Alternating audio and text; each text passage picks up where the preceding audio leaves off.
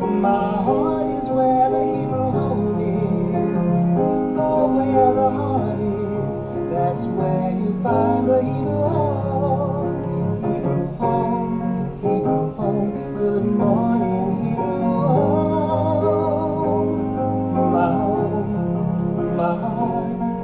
My heart is where the Hebrew home is. For where the heart is, that's where you find the Hebrew home.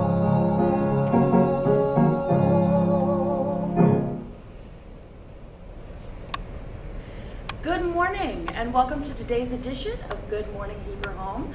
I am your host for Thursdays, Liisa Murray. Today you'll notice a little bit different. I'm using some paper. We're taking it very old school. I feel like a real TV news anchor. I feel like I should have a desk in front of me. I should be adjusting my papers. But welcome. I'm so excited for the show we have today. We have an excellent guest, Larry Beck, who you may recognize from his program that just started this past Wednesday, yesterday at 2:30 on Channel 8. And also I'm sure you recognize from playing all over the home, on the floors, in the neighborhoods, and at the concert. So I'm very excited, so let's just get right started into it. So today is Thursday, August 6th. Today's weather has a high of 82 with cloudy and overcast skies with a 47% chance of rain. On this day in history, in 1960, Chubby Checker performs his version of The Twist on the Dick Clark Show, starting a worldwide dance craze. Remember The Twist? I bet a lot of you danced The Twist. In 1965, U.S. President Lyndon B. Johnson signs the Voting Rights Act, prohibiting voting discrimination against minorities. In August 6, 1965, the Beatles released the album Help in the UK from the film of the same name.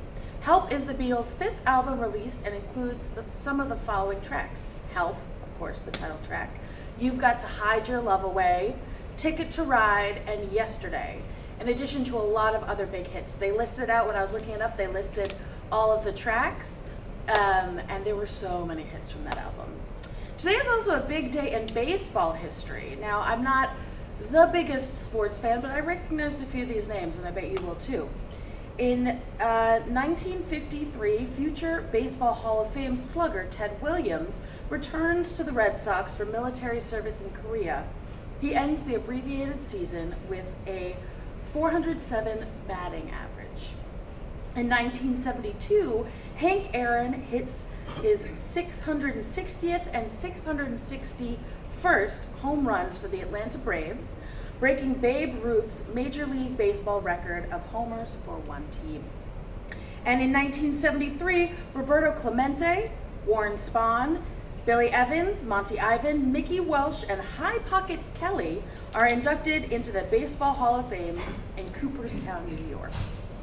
And in famous birthdays today, in 1911, Lucille Ball, American comedian and actress from I Love Lucy and Mame, I'm sure you're very aware of those, was born in Jamestown, New York.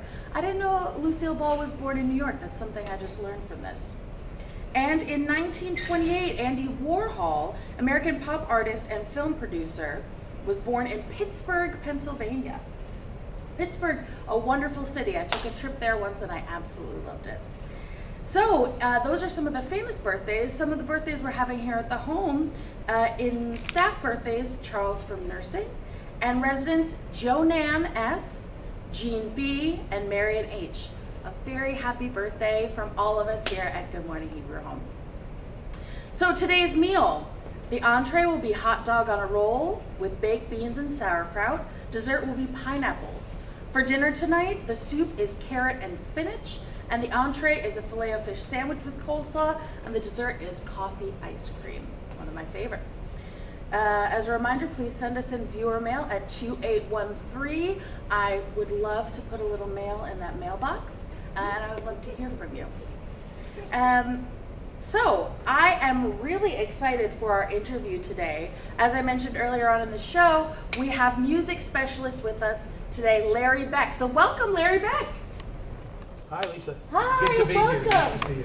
I am so excited to have you on the show. So you're a musician here, a music specialist. You've been with us for 5 years now? 5 years now. Yeah, tell me a little bit about what your job looks like. I'm sure it's different now, but what it has looked like. It's kind of a job that I feel I grew into and getting constantly more educated on doing. You know, during the term of the job here, I became a certified dementia practitioner. That's right. And things like that, which really gave me much more insight into aging and music and the way to use music to increase quality of life for people who are getting older. Yeah, that's wonderful. Yeah. So I know in the past you would often perform up on the neighborhoods. You would have your own program, Rock Around the Clock. Yes. Right. And also sometimes at the concerts as well. Right. So what does it look like for you now? Now I'm still doing some work on the floors, and I'm trying to prepare programming. I'll be on every Wednesday from I guess 10:30 to 11:30 in the morning on Channel 8 here at the Hebrew Home, and preparing kind of programs that really expand your knowledge of classic songs. Part of the program will always be stories about classics, and there's some very, very interesting aspects of how songs became classics and part of the American Songbook that we refer to sometimes. So working programs around that kind of a concept is what I'm looking at. I love that. And one of the things that I love so much about our musicians here is that each of our musicians brings their own point of view, their own style of music, and their own creative ideas to the programming that they create here. And that's certainly true for you, Larry.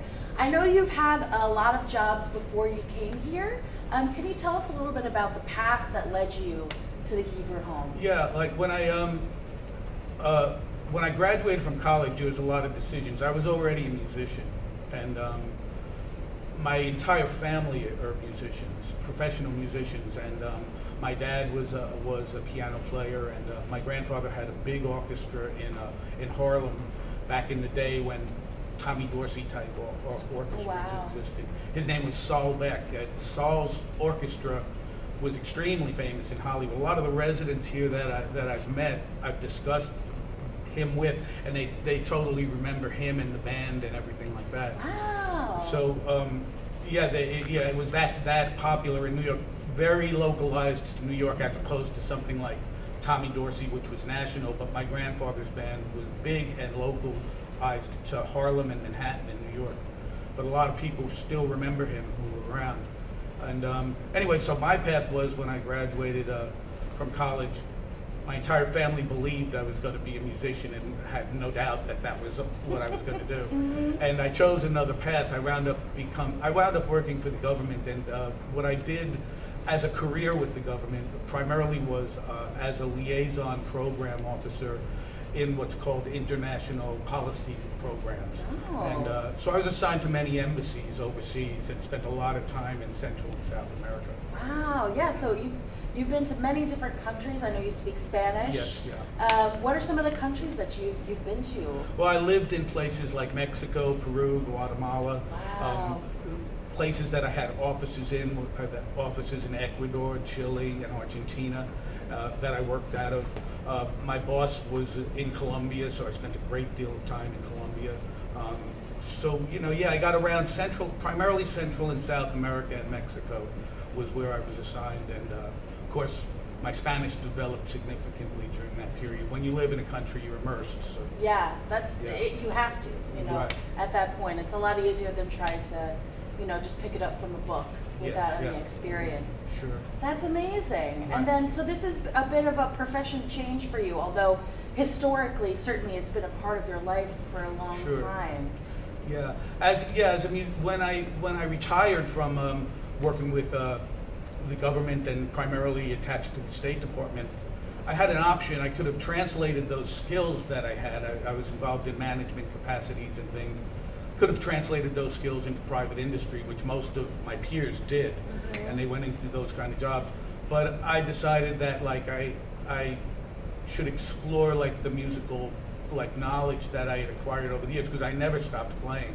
I always played 20 or 30 hours a week for many, many Wow. years, Yeah. just for my own pleasure or my family's pleasure. And then also I had been in bands in college, and then after I retired, I was in many classic rock bands and things like that, playing in Greenwich Village and the Upper East Side. And then, so when I became aware of this job, I saw it as an opportunity to play often and expand my repertoire into 30s and 40s and 50s songs that would entertain the residents at the Hebrew. That's so wonderful. I think one of the things that your story tells us is how many paths a life can take, how how many different ways, how many parts of ourselves we can still discover or expand upon as we continue to live our lives. Just like you said, you could have taken those skills, done something sort of similar in private industry, but you said, no, I am also a musician. Correct. Yeah. And it's time for me to explore that part professionally as well. Yeah, that's exactly like the position that I took, which really to me was amazing, because like it caused getting back into music on a professional level, both with bands and at the Hebrew home. What I also started to do was a lot of writing. I write a lot of music.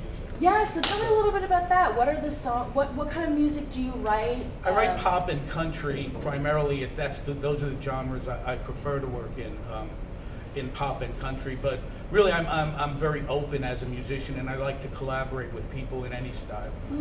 But if I sit down for some reason, I think that's because I spent a lot of time in Oklahoma and Texas, where I really got into listening to country music. So I have this natural drive to do country type music, because it became my personal favorite type music. What does your songwriting process look like? Are you the type of person who gets a melodic idea first, or do you have a lyrical idea or a mood? Yeah, sometimes I get an idea concept for a song. What I'll do too, I'll do here at the Hebrew home every so often, I'll bring originals and I'll play you some original music that I did, because you'll get an idea of the way that I write. But I usually write with a guitar in my hand, and I write lyrics, and if I come up with a lyrical concept, I'll start harmonizing immediately. Other people don't do it. Other people will write a full set of lyrics and then write the music. Other people will write a melody and then write lyrics to it. I kind of have to do it at the same time. So that's just the way it works for me. But it's an interesting process, and I do a lot of studying, and I do a lot of group meetings with other writers, to try to get better at it. That's great. Yeah. Because songwriting, not everyone thinks about the process of songwriting. Yeah. A lot of times you hear a song on the radio and you're just like, that's great, and you don't necessarily think about the work that goes through and the way that you study and the different types of music that there are. It really is, an education, a learning process, a skill to build. It's an absolute process and a skill that can be developed. The way I look at it is the skill can be developed, and you can be an effective songwriter without writing #1 hits. Again, like anything else, without the skill, you're not going to be able to do it. But if you have an innate talent and you acquire the skills to go along with it, it's 1 + 1 makes 3. Those are the people who wind up writing timeless songs.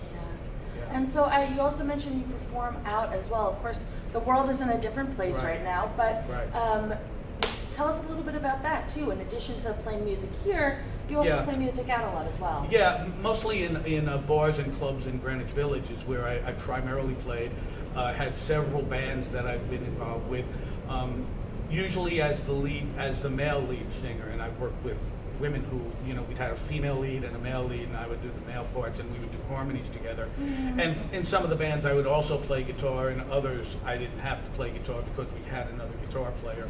So it was always kind of a trade-off. But I enjoy, that was another experience, learning to play out, to play in clubs and bars, and especially in discriminating places like Greenwich Village, where you have a lot of music people hanging around. Yeah, there's a lot of people ready to take up that spot and play. And so. And it's one of those things, you do it because you love it.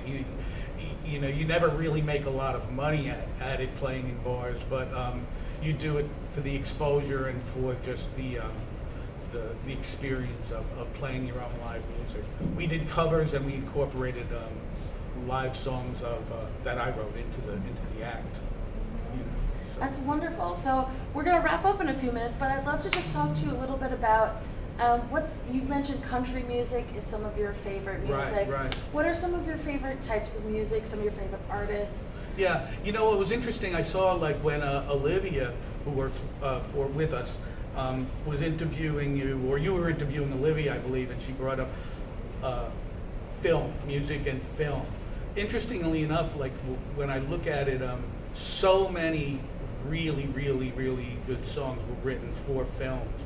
A lot of it is because it's commissioned. It's a commissioned process. So if someone comes and says, would you be able to write a song, this is the theme of our movie, well, you're getting paid to do it, so you devote a great deal of time into making this professional and good. But she talked about Gene Kelly. Gene Kelly and the songs that he did, and that whole dance number and Singing in the Rain was absolutely incredible. What I wanted to bring up to you too, and to tell everybody, because I know the residents probably recall this movie. There was a movie with Gene Kelly and Natalie Wood back then, which was called Marjorie Morningstar. And it's a wonderful movie about this Jewish girl from the Bronx who wants to be an actress. And she winds up in upstate New York in Summer Stock Theater with Gene Kelly as her mentor and the director of the Summer Stock Theater. I think her name was like Marjorie Morningbloom. And they named the thing Marjorie Morningstar. It's a really wonderful movie if you get an opportunity to see it. And maybe here we could acquire a copy, and I'll talk to you and Olivia about showing that, because it's an excellent movie that most people haven't seen, but people I'm talking to here, I know you've probably seen it. I bet a lot of you out there have seen it. Marjorie Morningstar. That's great. That sounds like something I need to watch, and we should definitely be able to. We should find a way to watch it here too. That'd be great. Well, Larry, thank you so much for joining us. Thank you for having me. Yeah. Again, watch this program on Wednesdays. And it's a pleasure to work here, and I love playing for all you guys. I really do. Oh. Well, thank you so much, Larry. Thank you for being on the show. Thanks so much. Thanks, Lisa. Of course. Have a great day. Thanks, you too. So, what a wonderful interview. That was so lovely. So let's finish. I wanted to finish with a musical moment of the day. So earlier on this day in history, we talked about the Twist, Chubby Checker coming out with the Twist. And I thought we could end with watching a little video of a bunch of people dancing the Twist. There are some clips from some different movies you might recognize, and might bring back some memories of dancing the Twist. Tune in later today for Wellness with Deborah at 1:30 and On a Musical Note with Peter at 2:30. If you missed any portion of today's show, it will be replayed on channel 88 at 6:30, and you can find all our episodes on YouTube. Just so you know, tomorrow all of our broadcast programs will be canceled for the day, as we are doing some scheduled maintenance on our broadcast system. So we will see you next week on Monday, same time, same channel, same place. Have a great day.